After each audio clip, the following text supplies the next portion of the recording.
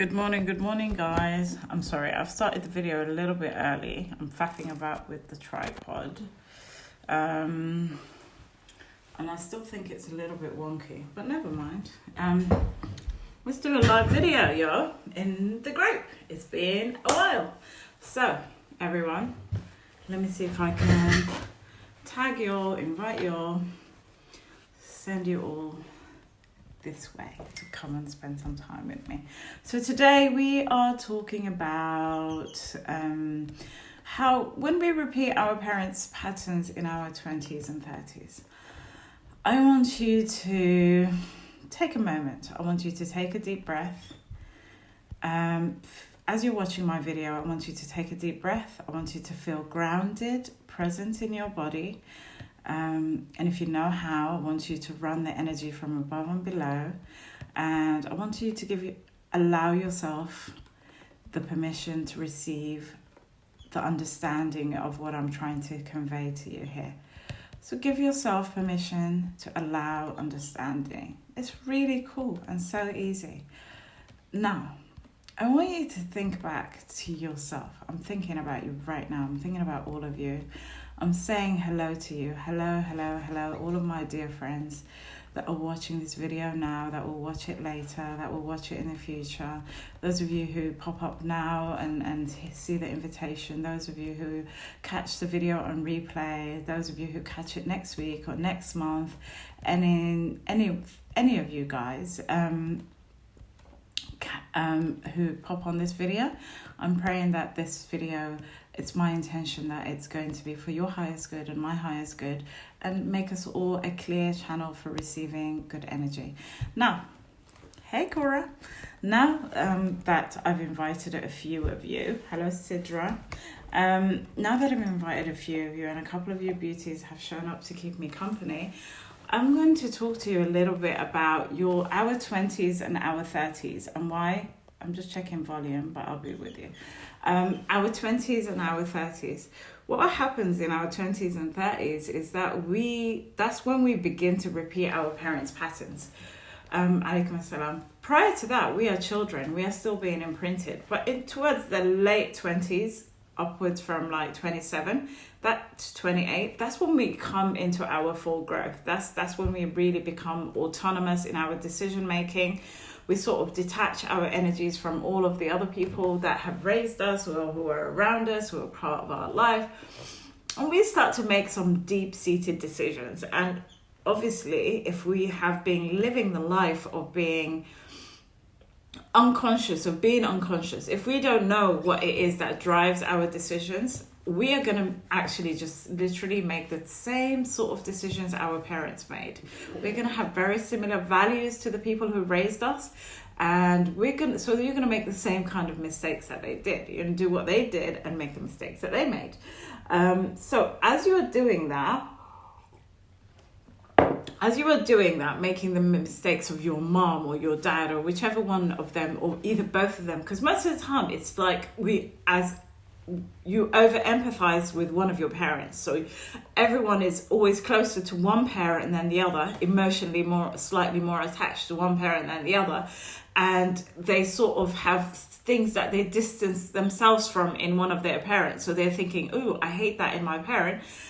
I'm never going to do that. But the weird thing with energy is, and this is one of the weirdest ones that I've come across, is that the thing that you dislike in your parent, that's the thing that you're going to do. Definitely. I don't know why it's like that. Maybe it's because the universe, actually the way it is the truth is, if you dislike something and if it repels you, it means that you have elements of it inside of you. You carry some of that energy inside of you. You carry some of that pattern or that type of thinking inside of you. So if you are like, there was someone who was like, for example, who hates lies and hates liars and whatever, for whatever reason, you may find that in their history that they were very good at deceiving other people. So they know that they have the aspect of the very good liar inside of them. So they're kind of repelled by that thing because it's inside them as well. At some point, they will embody the energy and they will do the thing that they dislike in their parent.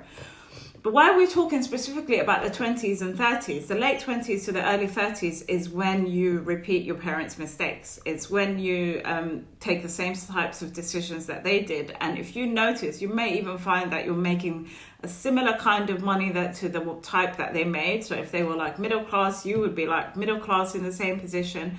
If they were like struggled with money, you might find that you have similar struggles to them with money. And so once you start making those very similar decisions to your parents and you start seeing the same results that they got, that's what validates their beliefs. So in your subconscious mind, in your conscious mind, you've made a decision coming, you don't know where it's coming from. You're thinking, okay, I'm going to make this decision about money and my work and my worth. And you're thinking, okay, yeah, I made this decision rationally by adding 1, 2, and 3 and coming up with a good answer. But really, the subconscious was driving your decision-making process. The subconscious gives you rationalizations.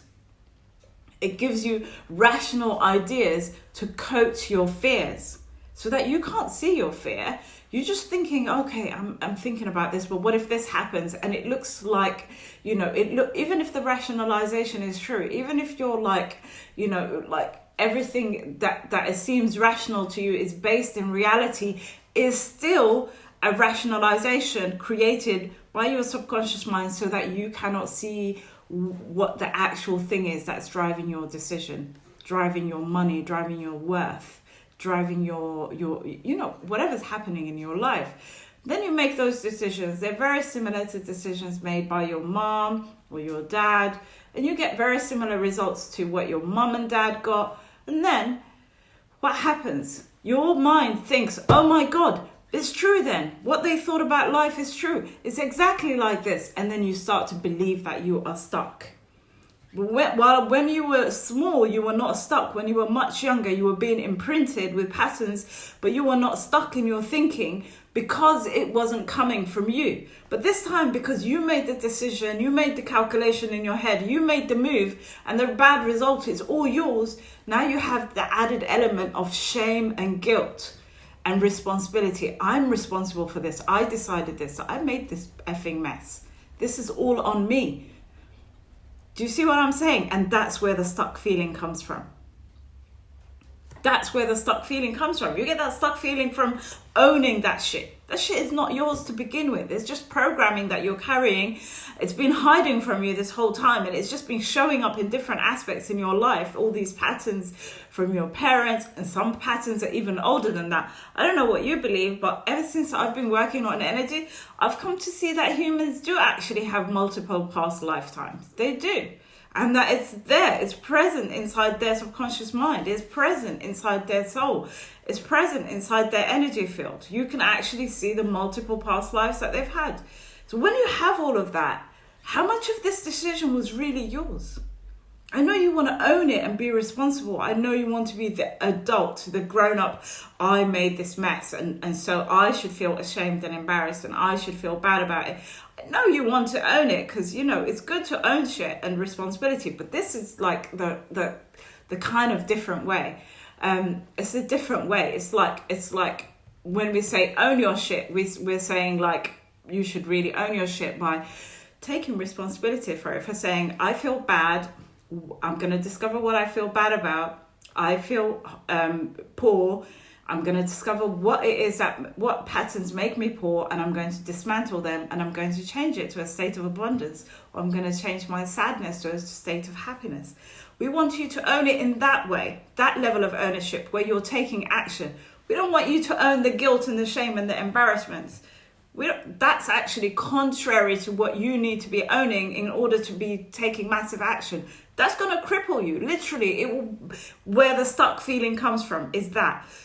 The whole internal self-criticism, self-blame, and oh my God, look, I've done it again and I'm a failure. Why do I keep doing this? Even if you've watched yourself repeating some patterns, it just means that you haven't cleared the pattern. It doesn't say anything about you. It doesn't mean that you're stupid or you don't know how to learn or anything like that. You just need to say, okay, there is something inside this pattern that I'm really still attached to.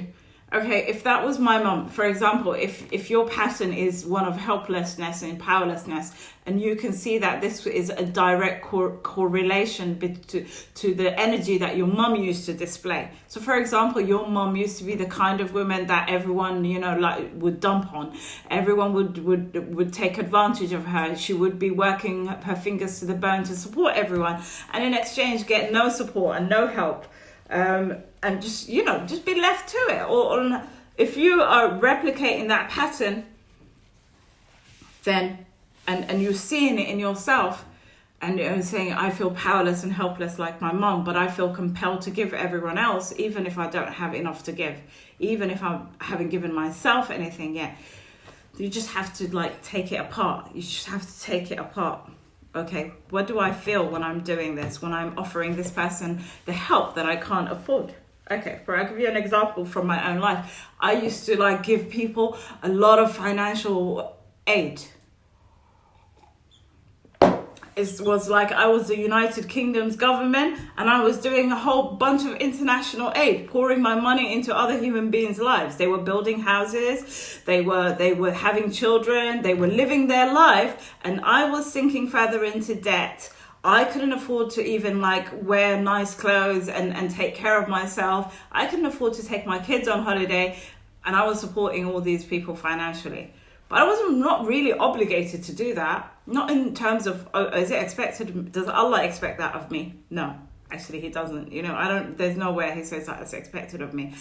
Does society expect that of me? Yes. So I took on an idea in society that you have to give, you have to give and give and give. No matter how much people ask, you have to always, and if you don't give, then you're stingy. But there is a fine line between being generous and being like a free ride for everyone. And there is also a place for giving, so that don't be stingy. And literally, in the Quran, it says that don't hold your money so tight and become a stingy person, and don't open your hand all the way out and give everything that you own. Use your mind, be clever. Keep some for yourself, take care of yourself, take care of other people. There's a fine line for everything. So when we're talking about that pattern, that's just me borrowing a pattern from society. And it took some dismantling. And then it took after a while, it took another year or two before even the guilt would go away. So I was so you still feel guilty and ashamed if that person who is a second cousin, whatever, asks you for money and you say, no, I'm sorry, I don't have the extra money to spare. I have bills that I haven't paid yet.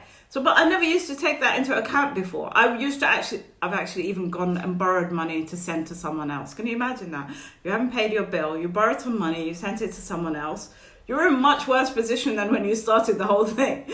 It makes no sense. That's not required.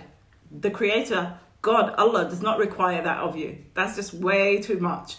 Now, if we go back to the situation, but why was I doing that? All of that. Why? Because I needed people to validate me, right? I needed validation from society. She's a good person. I know I'm a good person, but it wasn't quite enough for me to know that I'm a good person. I needed to prove that I was a good person. I need to be throwing, all my goodness out there so that people can appreciate how good I was, so that they can say how good. But the truth is, they might remember you for a minute or a day or a month or even a year. But after that, everyone will forget. Everyone will just get on with their life. So it's not a good way to live. It's not a good way to get validation. You should be validating yourself. Come on, do it with me. You should pat yourself on the back. I'm good. I do good. I'm a good person. And then take apart this pattern that is troubling you, whatever it is. I know even if you've made decisions in all of your 20s and 30s that validate your parents' beliefs, that validate what they taught you about the world, that, okay, this is how the world is. The rich get richer, the poor get poorer. We can't afford to have big dreams. We can't escape our destiny. So they call it destiny. They create a box of what they believe they're entitled to, what they believe the maximum that they can achieve, the maximum that they can get. And they will say that this is our destiny as a people. And you will see them. They will apply it not to just a family, but to entire nations. You see what I'm saying? Like entire continents, you know, like someone somewhere said, oh, Africans must be poor. The reality is a lot of Africans are extremely rich, and it's a rich continent. So it's just like not even like something based in reality. It's a perception. It's like a belief that's out there floating in the world. And some people they are far too open. A lot of us are empathetic. So we're very open. So we're taking on our parents' beliefs. We're taking on our cousins, our best friends, our husband and their family, our co-workers, our college mates. All these different patterns and energies. You know, you're kind of like letting it all seep into you. So, what is the solution to all of this? Well, there are 3 things that one must do in order to, you know, gain supremacy, to be above this kind of place where you are. First of all, you must look at your personal beliefs and what make you up, and use the necessary, the tried and tested methods to remove all that stuff from your energy systems, from your body, from your mental body, from your physical body, your emotional body, from your etheric, energetic body. You have to remove you have to diligently remove all traces of all these things. Energy work is not, I give you 1 session, it's magic, you're fixed, it's over. It's not like that. Energy work is work. Just like everything else in life, it's work. Okay, you sit there and you commit yourself to it. You say, I want to return to my soul schematic. You know, in your soul, there is a blueprint of your ideal self, your higher self, your most happiest, most abundant, most creative self, with your purpose and your full impact. You can return to that when you remove all of this debris that is, you know, literally floating in your energy field. And the second thing is you become very careful of your energy space. You become the person who knows how to have energetic boundaries. You know, one of my teachers calls it being an energy boundary ninja. And you practice this every single day, and you have it in place. And when you don't have it in place, you will know. Ask Liz on this video, Elizabeth Langton. She knows. If you don't have your energetic boundaries in place, that's it. You're there. You flush down the toilet. You know, you're like gone. Everyone has invaded your energy space. All these emotions, these feelings, these things will start to go wrong. And the third thing that you must do, you know, on top of getting rid of your beliefs and watching your energy boundaries, the third thing you must do is you must practice awareness and consciousness. You must become very aware of the chatter of the world. You see how the world is talking all the time? Oh my God, like your head wants to explode, and they're not saying anything. Like the human race at this stage is just like talking for the sake of talking. So you have to filter that. And even inside of you, when your brain is chattering away, when it's talking away and it's like talking about old stories or having arguments with people that are not here anymore, or people that you haven't seen for ages, or it's like having a conversation in the future with someone that you haven't even met yet or haven't seen yet, you need to arrest that. You need to stop. We're coming back to the present moment. We're living our life right here and right now. And then apply your knowledge and your tools to rid your mind of that constant chatter. So and to rid yourself of other people's constant chatter. Because, you know, I was sitting the other day and I was sitting and a sentence from someone's mouth that I heard 10 years ago literally floated in the front of my brain. And I was like, what a silly little belief. And I was like, I used to be sitting around listening to all these silly beliefs. You know, like really silly, damaging beliefs about money, about life, about rights, about women, about humans, about spirituality, and none of it is true. All of it is bullshit and conjecture. You made up crap, you know, literally.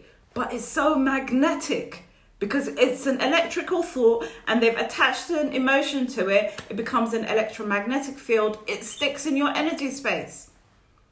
That's why when you have to be like, have you seen people, you know, they will pronounce a certain word over you and then it will stick to you because they've done it with feeling. They've, out of jealousy or anger or envy or hatred, they will throw a word and it will stick to you.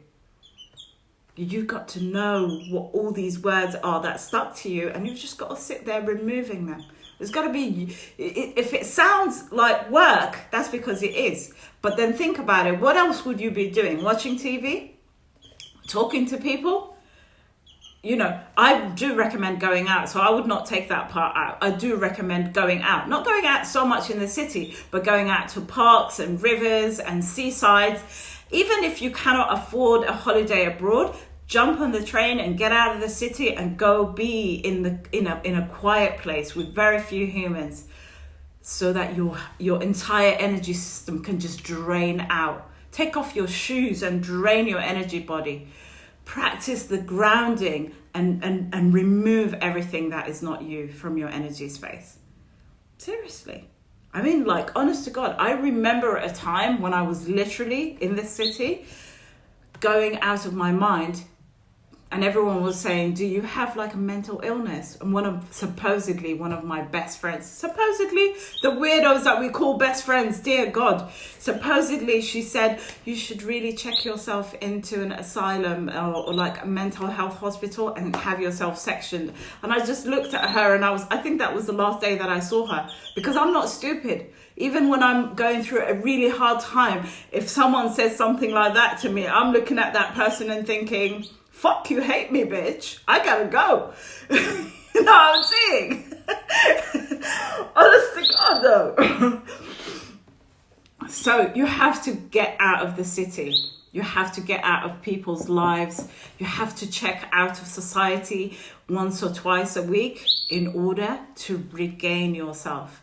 And you have to dedicate yourself to you, to working on you, to bring out the best version of you. That's why I've had, do you know how much business coaching that I've had? But really, it wasn't what got me where I am today. I think I paid my business coaches like 10 times as much money as I paid my energy coaches. But it was my energy teachers who got me to this place of complete self-acceptance. I really accept myself now. And I know you can as well. Because really, there is underneath all the layers, there is just you. And you, as you are, as you were made, as you came, were perfectly beautiful. There is absolutely nothing missing from you. There's absolutely nothing wrong with you. There's absolutely nothing more you need to be. You just need to remove the layers and become more you. More you. Every time I do energy work, he just goes crazy.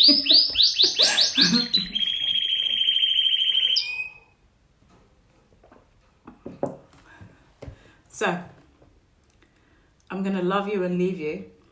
And I thank you so much for being here with me. 3 of the loveliest ladies, thank you so much for being here with me. And think about what I said.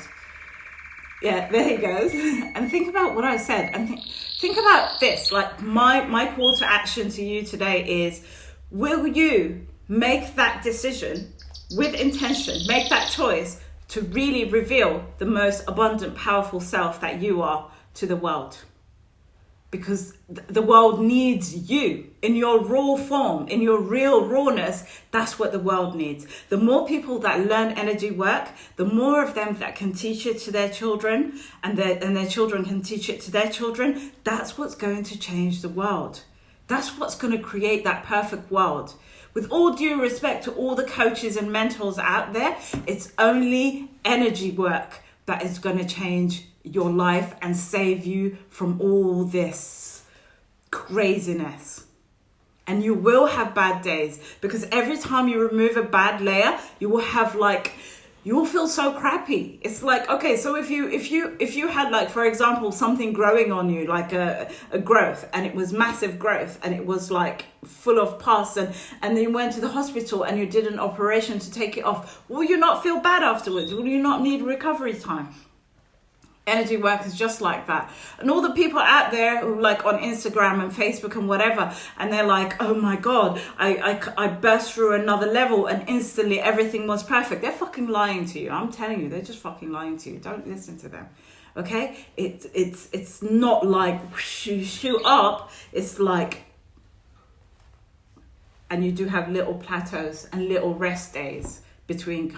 That's what it's really like. That's the truth. But there's no thing in this whole other world, this whole universe, there's nothing in it that will change you fundamentally and bring back the real, beautiful, abundant, confident, sexy, wealthy, rich, powerful woman that is underneath all these layers. To me, all I want to do is be that woman. So I don't care how much time and energy and money it costs me. That's my mission in life. And I know so many of you, that's your mission in life, to be your best, most beautiful, powerful, abundant self. So when I put up my 3-month membership, I know you lot are going to jump in there, because it's 3 months and your life will change forever. You will be on the path. You will not be done in 3 months. I'm coming to the beginning of my 3rd year of energy work and I'm nowhere near done. But it's like the most beautiful discovery journey. And the rewards have been like things that I cannot even, the miracles are things that I cannot like add up. The miracles for others and the miracles for me. Just true happiness. That's what it is. So have a great day. I love you from the bottom of my heart, guys, and catch you all soon.